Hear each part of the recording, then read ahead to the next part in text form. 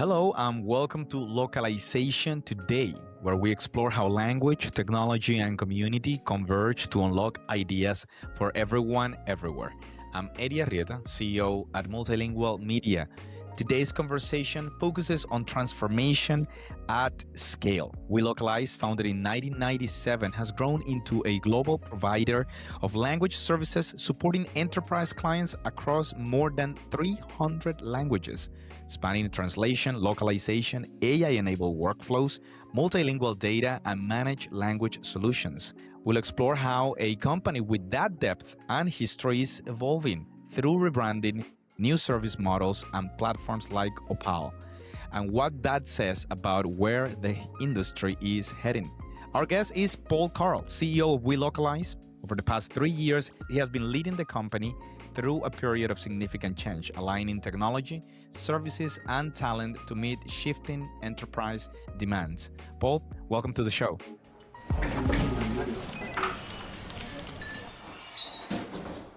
Thanks, Eddie. Paul, once again, of course, we've been preparing for our conversation for quite some time, and we were also saying that we joined the industry at roughly about the same time.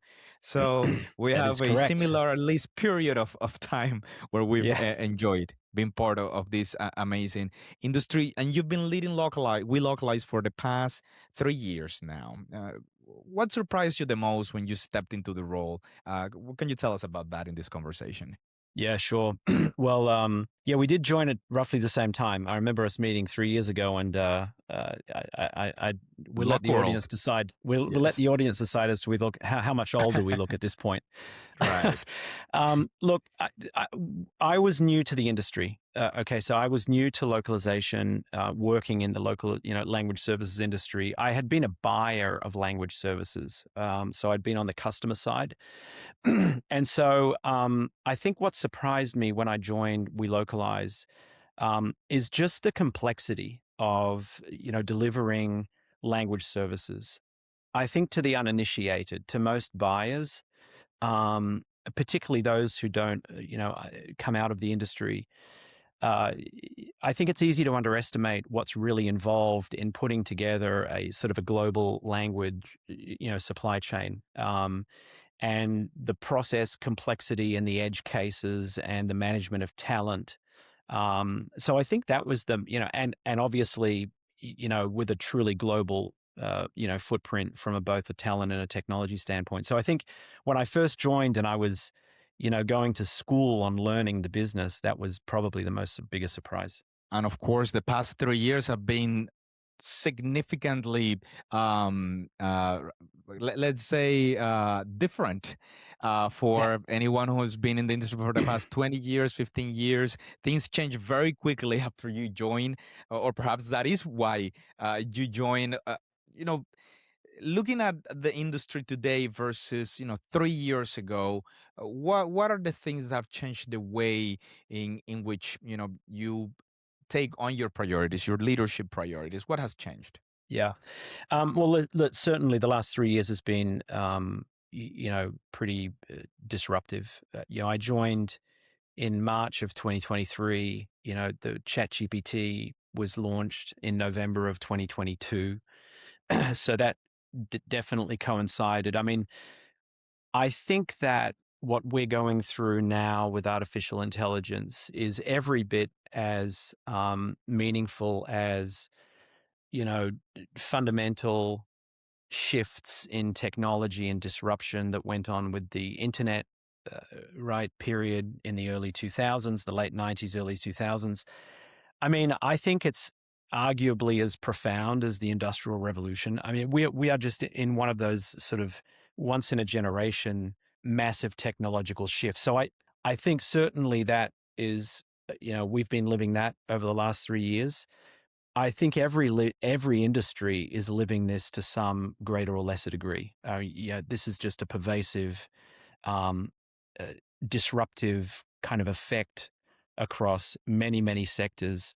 From the standpoint of how does that, so what does the environment mean in terms of leadership approach, leadership priorities? A couple of things. One is that the we, we have had an obsessive focus on clients.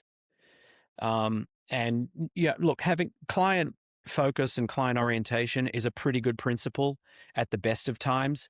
But when there is disruption going on, the best thing you can do to try to understand what that means is get really close to clients to understand how are they being impacted, what's going on the insides of their organizations, right? How are they seeing demands shift and change? How is the accountability model changing? And for a company like ours, who serves many different types of clients in many different industries, that's been a really important thing, because unless you understand how clients are shifting, it's hard to know what to do. Where do you invest? What do you prioritize? So anyway, staying very, very close to clients has been one aspect. The second one has been going deeper and specializing in the way that we develop offerings and we serve those clients. And so, when things are shifting around, understanding how you can add more value to a client's organization or a client's business is a pretty good strategy, and particularly when things are changing so rapidly. And so that is, I would say, another big priority. The other thing, Eddie, which I think is possibly less of a business priority, more of a talent culture thing, is really thinking hard about our culture and how we are operating faster, more boldly. We say internally operating with a startup mindset. As you highlighted at the beginning, Welocalize been around for 20 years, right? But with everything changing, you almost have to go back to first principles and operate like a startup. So we regard ourselves as a startup business, even though we've been around for 20 years, because you have to go back and question everything, right, from first principle. Why are we doing things this way? Doesn't make any sense. With client demand and requirements changing, how do we rethink what we do? And so that has been a very deliberate set of initiatives and focus for myself and the executive team to tilt the culture to more of a startup kind of mindset. And that's really insightful, Paul. Thank you for sharing and clearly you just talked about listening to your customers and paying attention to what they have to think about or what their demands are. So you work with large global brands across over 300 languages now. How has the enterprise demand changed in the recent years? Before they were not saying AI, that's for sure. Now they are saying AI. What's happening there? Well, I think that for us, we serve, and we'll get onto this in a little bit if we talk about the way that we've evolved our branding. But as I mentioned, we have specialized the business around our primary customers, and so we have 4 or 5 primary customer types who are quite different, and the way in which demand has changed among those different customers has changed quite a bit. It has varied. So one group of customers is, localization functions. So localization managers on the insides of large corporations. The demand landscape for those localization departments has gotten very, very messy over the last couple of years. And that is reflective of the fact that those internal loc functions are under tremendous pressure internally within those enterprises. Early on, I think translation, localization was viewed as a sort of a priority use case for AI on the insides of many enterprises. And so those loc teams were under tremendous pressure to adopt AI. Ironically, many loc teams had been adopting machine translation for many years, but anyway, they're under pressure. So the demand, the way those conversations have changed over the last couple of years is, how do you think through solutions that incorporate artificial intelligence that respond to the complexities and the nuances of delivering languages, but which help loc functions be successful on the insides of their enterprises, with the pressure to adopt AI. So it's been very consultative, those conversations. Most, it's fair to say most loc functions, they don't know exactly what they want, right? Prior to 2023, it's like, well, I want CAT tools and I want machine translation. I want to add these languages and I want to add these content types. The conversations more recently have been far more consultative. How do you reimagine the entire workflow and delivery apparatus to take advantage of AI, but also to, incorporate the complexities of language services. So those have been the conversations with localization functions. On the other end of the spectrum, let's say life sciences. So our clients in life sciences, they tend to be clinical case managers, running drug discovery in pharmaceutical companies or contract research organizations. They've been a lot more hesitant. We are operating in a highly regulated environment. Feedback from patients in the context of a clinical trial. They have been more reluctant to explore AI. They're, maybe what are you doing in other parts of your business? What are some ideas? But they're, less pressure on those organizations and those buyers for incorporating AI into the workflows. So the demand there has been less about AI and efficiency. It's been more about how can you add value beyond the strict boundaries of translation, right, elsewhere in the clinical trial. So anyway, and then there are other buyers that are somewhere in between. So everything's changed for sure, but I think it really has varied depending on who those specific buyers are. And of course, there is a new rebranding. So I'm trying to now connect, if you can help me. Yeah. How does the rebranding and the whole conceptualization process behind that connect with these new demands and the new times we're going through? Yeah, so great question. So so we just rebranded or evolved, I would say, our brand architecture in the last 30 days.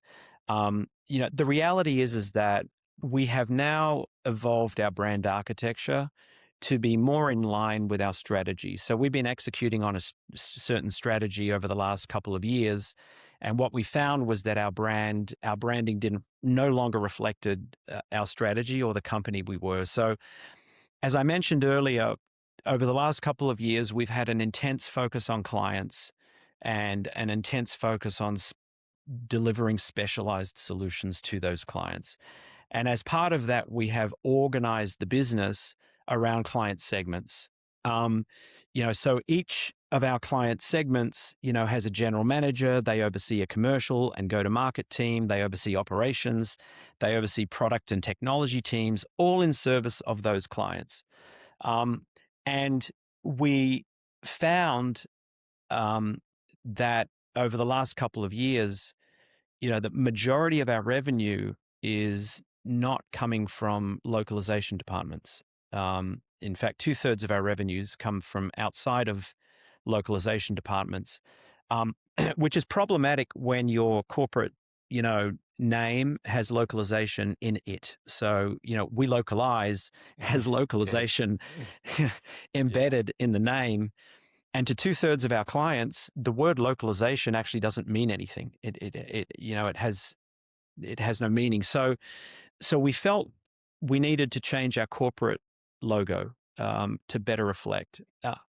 And then we also found that for a couple of our client segments, principally life sciences, we never really had a brand that resonated. We didn't have a brand at all, actually, to speak specifically to pharmaceutical companies and medical device manufacturers and contract research organizations.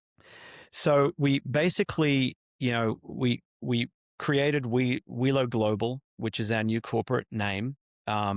Welocalize is now overseeing the business, which basically faces off against localization functions.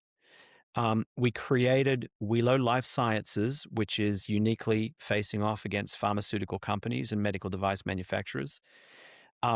We have Park IP, which is against legal functions as well as law firms, principally IP attorneys and paralegals. We have Adapt, which is effectively a multilingual marketing agency. And we have Welo Data, which we created a couple of years ago, which is really serving foundation model builders and research labs, providing training data for improving the performance of foundation models. So that's now that architecture sort of much more accurately reflects how we are, organized and how we're going to market. The way to think about it, Eddie, and the way we talk about it internally is, if you remember when Google started as Google back in the 90s as a search engine, and then Google as a company got bigger, they added YouTube, and they added Waymo, right? Autonomous driving. And they created a new corporate name, Alphabet. And so Alphabet serves as an umbrella across the Google search business and Waymo and YouTube. And that's kind of the structure we've created. We've created a corporate, logo or brand, which serves as an umbrella and really describes the connective tissue, which is our culture, which spans our business, as well as our, competence in all things multilingual.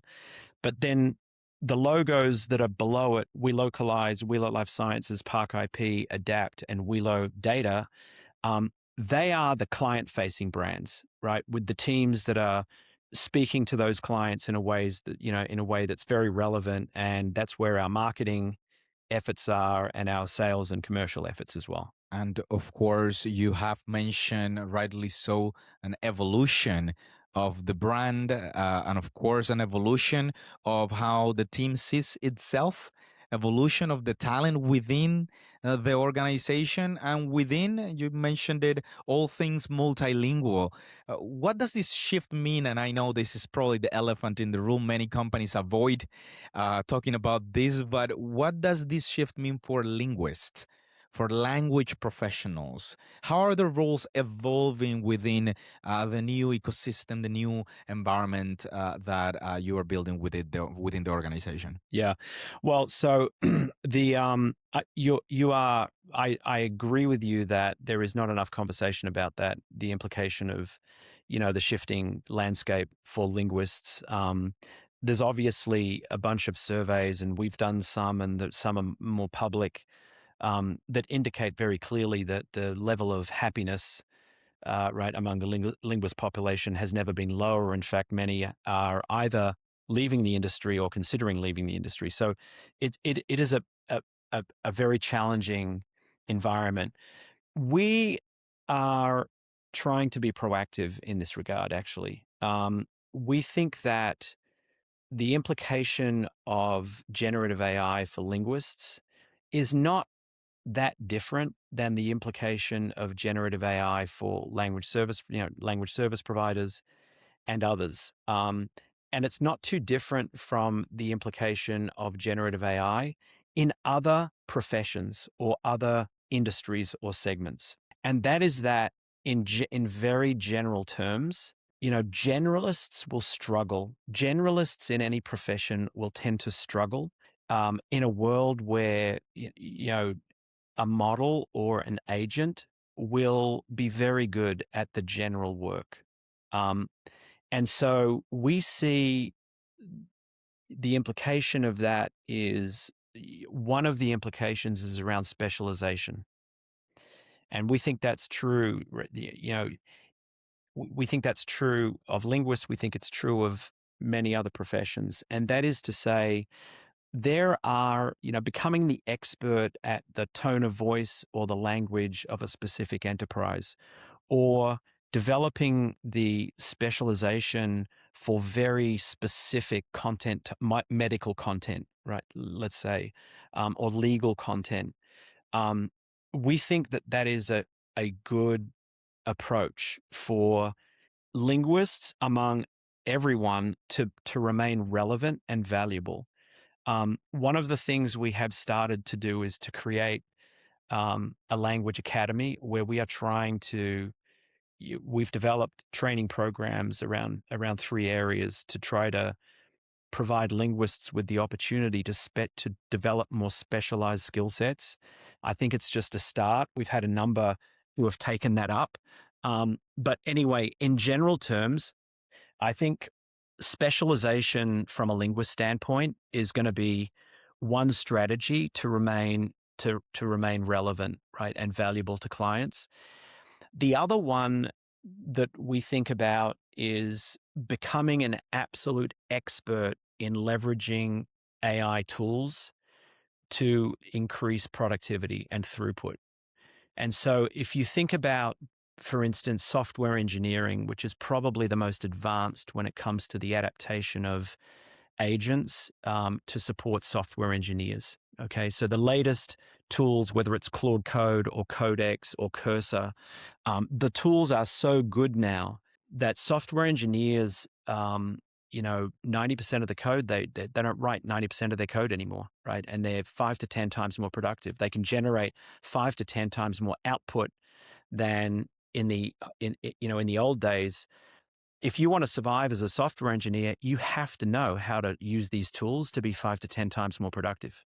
A software engineer who doesn't use the tools, how do they compete against a software engineer who's 5 to 10 times more productive? It's just not possible. So we think that as AI and agentic systems become more embedded in more workflows across language services, another strategy for linguists is, well, how do I leverage these tools to be more productive than anybody else, to be able to generate more throughput than anybody else?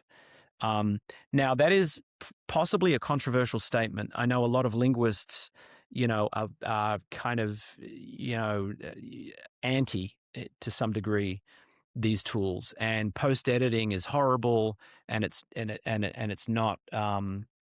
It undermines my skills and my training and so on. But I think that there will be there will be a body of translation work where these tools are absolutely embedded, and to be competitive, I think linguists will have to learn how to use them in a way that's highly productive. And productivity is the conversation of the year. And last It year we is. thought agentic it was, and probably we'll find a way to connect productivity with impact, and then see, okay, you're both as productive, who has more impact with the same level of production that you have. And those, of course, things that you're mentioning and the tools that you're creating connect immediately with your AI-enabled services. Let's talk about Opal. How does it reflect Welocalize's broader strategy and fit into this conversation? Yeah, great question. So we recognized, I would say a couple of years ago now, that that AI and agents in particular were likely to be very powerful in the infrastructure of multilingual infrastructure. So we started investing in, well, okay, how do you train and organize models to work together to be very effective at delivering multilingual content? And we were in production all through last year. We did a lot of science around this and testing and refining, and basically Opal, the state of Opal now, which is effectively an agentic system, to deliver multilingual content. It is call it the modern version of a machine translation engine. It is very materially more effective than machine translation. So in all of the testing we've done across umpteen different languages and content types, it generates very much greater, higher quality content than machine translation. And that has two impacts. One is it allows linguists, to the extent that there's a review process, it allows linguists to operate faster and be more productive. And second of all, to the extent that you are just automating. There's no linguist in the loop, and you're just automating the content straight through processing. You can be sure that there are much fewer critical errors that slip through. Okay. So it is much more performant than machine translation. We are at this point. It's better than cat tools as well. We have a hypothesis that sometime in the coming years, agentic systems will be at the core of multilingual infrastructure. They will replace cat tools. They will there will be no more fuzzy matches. They will work in conjunction with machine translation because they kind of work together. But agentic systems will be at the core of multilingual infrastructure. So how that fits into our strategy is we committed to we think we can play a role in building those agentic systems. They're very different than building traditional software. These agentic systems are, I don't want to say organic, but they're somewhat organic. They need to be trained. They need to have enterprise content that they ingest. They need memory systems and recall systems and context. In fact, what we've found is that it really leverages the kind of experience and capabilities as a practitioner, right? Linguists and working with clients for 20 years. It really leverages those skills in building these systems to work really effectively. So we're committed to that pathway. We're 100% behind Opal. We have also made a strategic decision that we are quite happy if clients want to use Opal with another, and get the servicing done with another LSP. We're also happy if they want to get the servicing done with us. So we are selling and distributing and pushing Opal as sort of a standalone thing, separate and apart Paul, from the servicing bit. Thank you, thank you, Paul. Of course, you've mentioned agentic systems, and others have said, "Hey, we have different agents." I hear you saying agentic system over and over again. Of course, when we talk about what happens to companies at the operational level, what does it actually mean to have these agentic systems running for the enterprises and the companies that you're running these for in hundreds of languages? Well, it depends. So when it comes to Opal as an agentic system, it's quite simply taking a source content and it's pushing out target, right, the content in a target language at a very high level of quality. So that is it's got a very specific use case. But I think that there are many use cases that can be where agentic systems can be useful. So, for instance, for ourselves, we are rolling out agentic systems within our operations team. Okay, so the team that manages clients, receives projects, dispatches work to linguists, make sure that our on-time delivery is we're hitting our on-time delivery targets. I mean, as you may know, what goes on in the in the operations or the client delivery team of a language service provider, it tends to be very manual. There's a lot of receiving emails, extracting information, creating projects, right? Copy, pasting files, right, from here to here. Agentic systems can automate a lot of that work. And so we see the structure of the operations team in the future as being quite different. You may have a team leader and they're overseeing a bunch of agents doing a lot of the work that are currently done by people. And one that actually leaves more interesting work to be done by people, right? I mean, our operations team can spend more time with clients. They can spend more time solutioning. They can spend more time doing interesting work as opposed to repetitive work. So that's one use case. There are many other use cases that we're working on. The other one is, we have a number of an awful lot of tickets that are thrown up by Zendesk or help desks, right, both internally and with clients. That is a great use case for agents. At this point, agents are doing nearly 2/3 of that work, which is, I forgot my password. How do I log into this? I got kicked out of the system, right? All of that stuff. Yeah. Agents are very good at that. So we are taking for ourselves as a company, right? We're taking a sort of a top-down and a bottom-up approach. There are a couple of areas where we're driving. We know agents are going to improve our ability to be productive, to serve clients. We're driving those areas.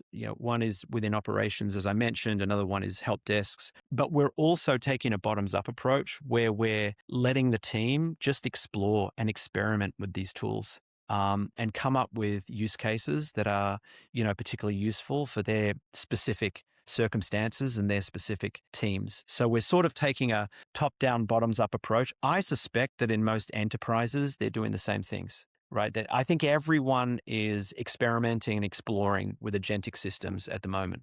And it's a very exciting time.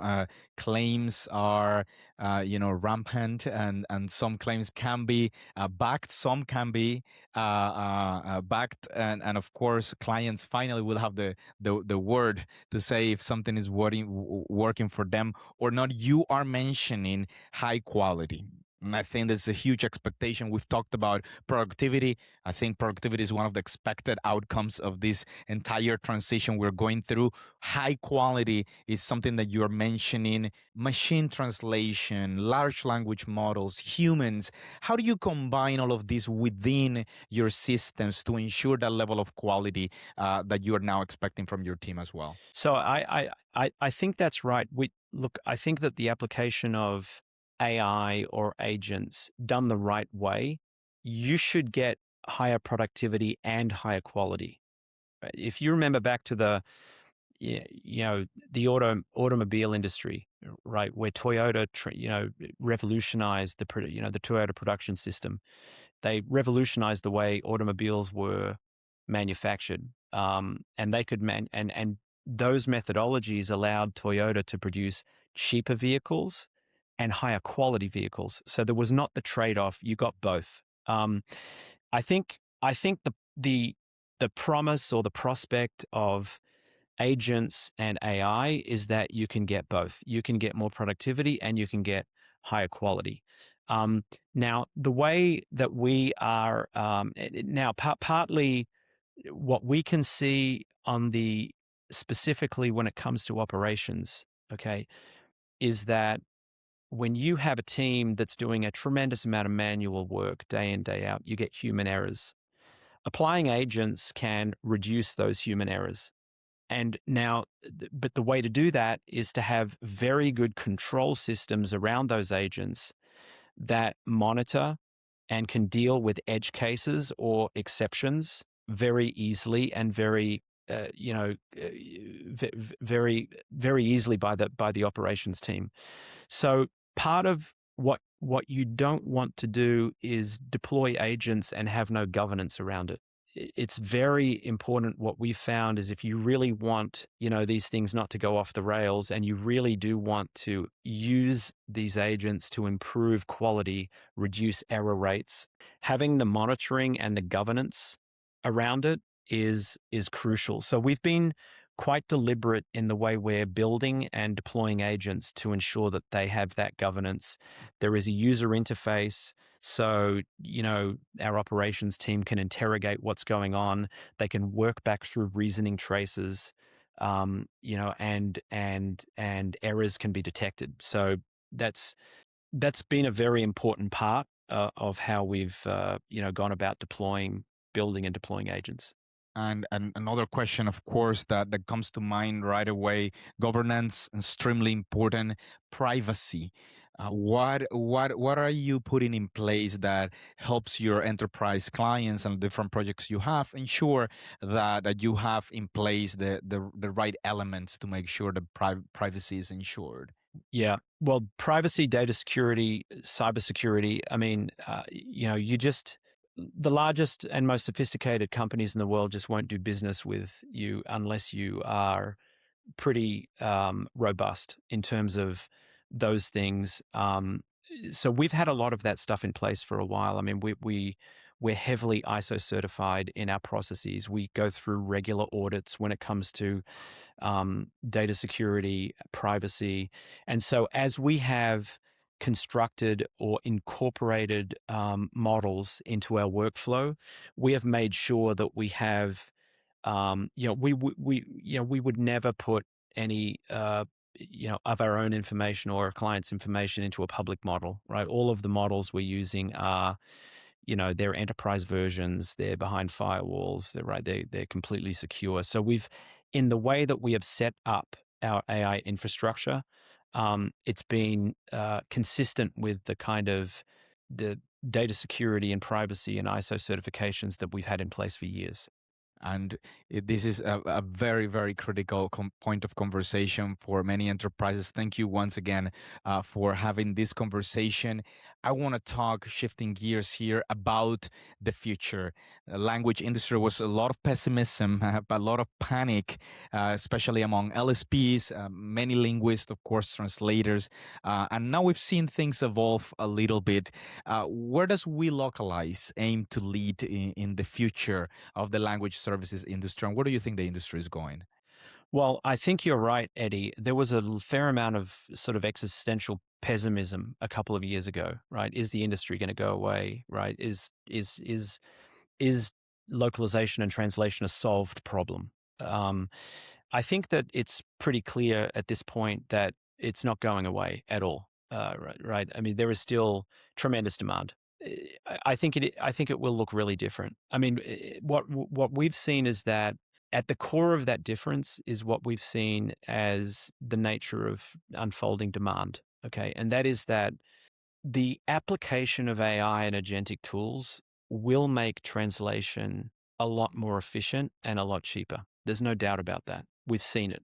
Okay. But as the cost of translation comes down, demand will explode. And we're already seeing that. Not only will demand explode from a reduced cost of translation, but also content generally is exploding because one of the main use cases of AI is content creation, particularly in marketing. The volume of marketing content has really increased in the last year or two. Whether it's marketing collateral, customer communications, blog posts, right? A lot of this stuff needs translating, right? So I think you have to imagine an industry. Now, this may be extreme, but however many words, multilingual words, the language industry, delivers today, I think you have to imagine an industry where everything is 10 times bigger, right? There's 10 times as many words, but each word is translated, right, at a fraction of the cost. And obviously, it's going to happen in different rates, whether you're talking about life science regulated industries or tech, right, or legal or financial content. There's all going to be different rates of change. But I think that you have to imagine an industry which is it's going to look more like information processing than it looks like an artisanal industry. Now, this may be really bad news for many, many linguists because information processing doesn't sound terribly, I can imagine it doesn't sound terribly appealing, but I think that's where the industry's going. And so I think what that means is for the technology stack is going to look different. Agents and AI is going to be at the centerpiece of it. I think for LSPs, LSPs are going to have to look pretty different because, you cannot process 10 times the volume with the model that, the traditional LSP model. Everything needs to be more technology enabled. And I think for linguists who are obviously going to have a crucial and vital role, I think, how do you operate in a very high volume kind of translation environment, or how do you specialize in ways that create defensibility for a set of skills? I think that is the sorts of changes that are going to go on there. So the pathway that we're on is to be able to evolve our model to be, one, more specialized, and two, to be able to be a lot more technology enabled to rise to that challenge, right? A lot more content, but processed at a lot lower cost. And clearly, Paul, there is a lot to be understood in terms of the aggregated data that comes out from these large volumes of translations. Is this something that you're looking within Welocalize to get into, like helping organizations understand these vast amounts of volumes of information? What do they actually mean? Yeah, I think that is part of the consultative approach that we're taking, right, with localization departments, because localization departments need to help their enterprises, right, in terms of right. So how do you help the localization departments help their enterprises reimagine the sorts of volumes of content, right, that are able to be translated, and how they can be handled and processed in a really efficient way. And so that's why we think that the nature of our interactions with clients is really discovering together, right? It's consultative, it's solutions oriented. Um, that's going to be, I think that's going to be a very important right approach to this. The second one is just continuing to continuing to invest in the technologies that are going to enable us to scale, right, and to be able to handle a lot greater in the volumes of translation work, but in a highly automated and technology enabled way. And as you know, I mean, the models are evolving, technology's evolving. It seems like every week or two there's another announcement from Anthropic or OpenAI or Gemini, right? So that requires constant research and understanding, right, how that occurs. The other thing which it circles back to our strategy with Opal is that I think a very challenging part of this industry is going to be smaller LSPs who, struggle to invest in building technology or AI, right? Um, and so I think the industry benefits actually from having a diverse, right, and prolific number of LSPs serving different clients. So this is why one of the priorities for us is to distribute, but help support that broader ecosystem of smaller LSPs with our Opal product, so they can deliver kind of cutting edge AI enablement to their clients without having to incur the kind of investments which are very material to build the technology itself. And of course, we are very grateful with your time. You've been very generous, Paul. Thank you so much for doing this conversation. Before we go, are there any final messages, comments to the industry, to your team, to our audience at large? Any final words you'd like to share with us before we go? Well, look, I think coming off of what the kind of existential fears that the industry had a couple of years ago, I think I know there's a lot of anxiety across the industry, right? Whether it's linguists or in LSPs or technology providers, I mean, there's anxiety. Okay, I think for me, I mean, I and we actually at Welo Global, we have a very strong conviction that this industry as a whole, right, it may look different in the future, but it is going to be thriving, right? It is going to be growing. It's growing. There is, never a time in history more than today when multilingual expertise, translation, interpretation is so valuable to companies, right? And so at the very aggregate level, I don't think we should have too much anxiety about where this industry is going. I think it's flourishing, and it will continue to flourish. I think that, like I said, I think that the nature of the industry, the complexion of the industry, and the way LSPs look and what linguists do and what technology companies use is really going to change. But it's sort of a natural order of things. It's happened multiple times in the past. For those who are old enough to remember the internet revolution, they remember the internet. There's a lot of people who don't remember the internet. They're too young. But just I think this is an interesting period when history can provide some comfort and perspective that it's all going to be all right. Right, things are going to change, but but it's all going to be, we're going to be fine.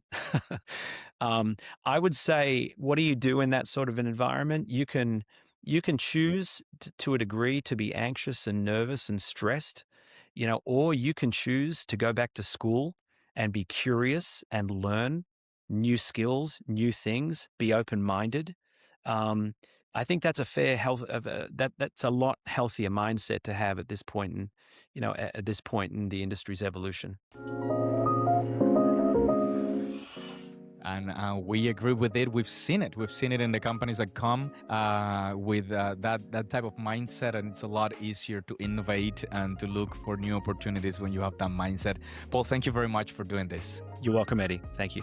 All right, and thank you for everyone who is listening to our conversation here in Localization today. Once again, a big thank you to Paul Carr for sharing how Welocalize is evolving to meet the demands of a rapidly changing industry, from scaling across 300 plus languages to integrating AI into real enterprise workflows. As language services expand beyond traditional translation into data, automation, and global content strategy, conversations like this help clarify what that transformation actually looks like in practice. Catch new episodes of Localization today on Spotify, Apple Podcasts, and YouTube. Subscribe, rate, and share so others can find the show. I'm Eddie Arrieta with MultiLingual Media. Thanks for listening, and we will see you next time. Goodbye.